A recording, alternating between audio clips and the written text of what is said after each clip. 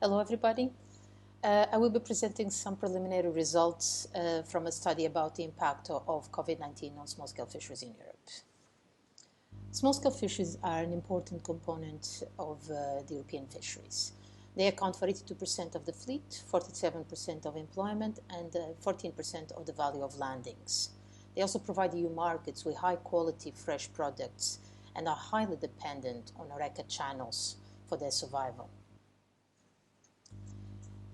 In order to investigate the impact of COVID-19 and the unprecedented lockdowns implemented to fight the pandemic, the impact they had on small-scale fisheries, we conducted a survey to collect information from representatives of small-scale fisheries organizations. It was a kind of an opportunistic sampling with interviews done over the phone. We asked them about, we had three main guiding questions. What was the social economic impact of COVID-19 on the activity of their associates, the impact on health and well-being, and which measures they adopted to face this crisis. The survey was conducted immediately after the lockdown was put in place, so we started in late March, early April, and it went up to June. We had replies from 105 organizations from 12 different EU countries. We asked specifically about economic loss, direct and indirect economic loss.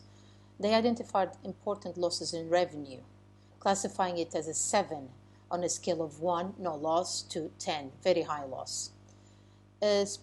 Specifically, they mentioned losses between 20 and 100% depending on the species. The loss was especially high in the north of Europe, with reported losses of 80 to 100% in the case of shellfish. Fishes targeting high-value species suffered quite an important economic loss. In terms of employment, the impact was not so high, with a classification of 4 out of 10.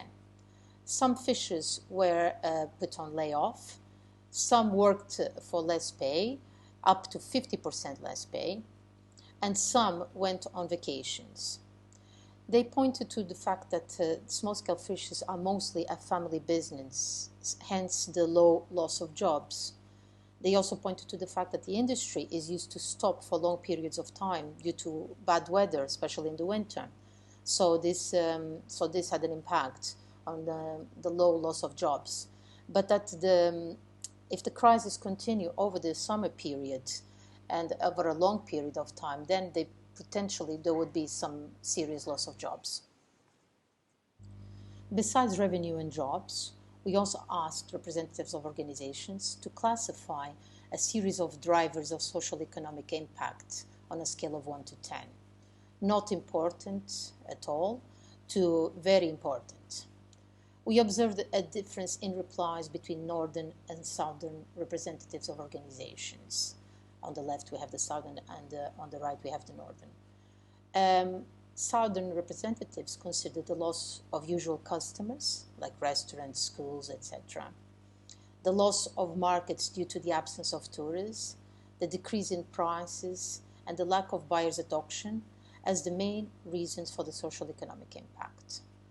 While in the north, they considered decrease in prices, the loss of international markets, and the loss of markets due to the absence of tourism, as well as the loss of customers, the loss of HoReCa channels as the main reasons for the social economic impact.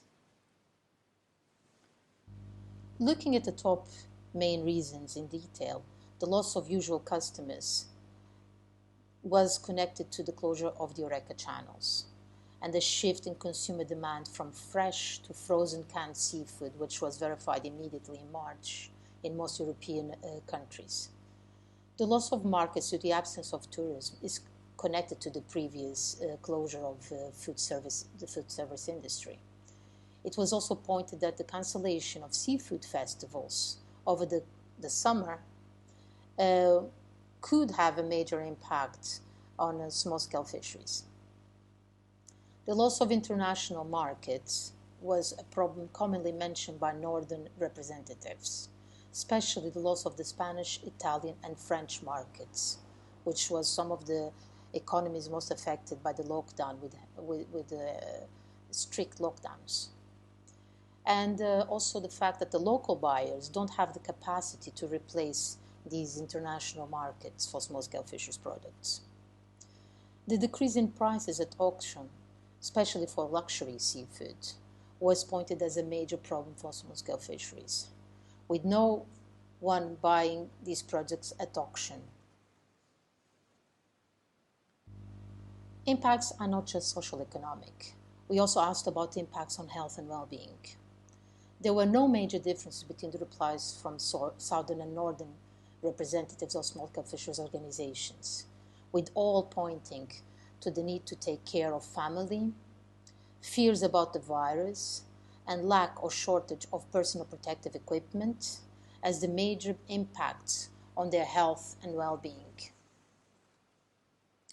Looking into more detail into the top three, they point to all the vulnerable fishers staying at home due to being at high risk. Younger fishers also stayed more at home to take care of their children, especially if their wives worked in an industry not connected to fisheries and needed to go to work. They also feared the virus as vessels are confined spaces. Some referred to the fact that the problem was not so much at sea but at the landing sites, where fishermen and buyers at auction come together in a space that is relatively confined.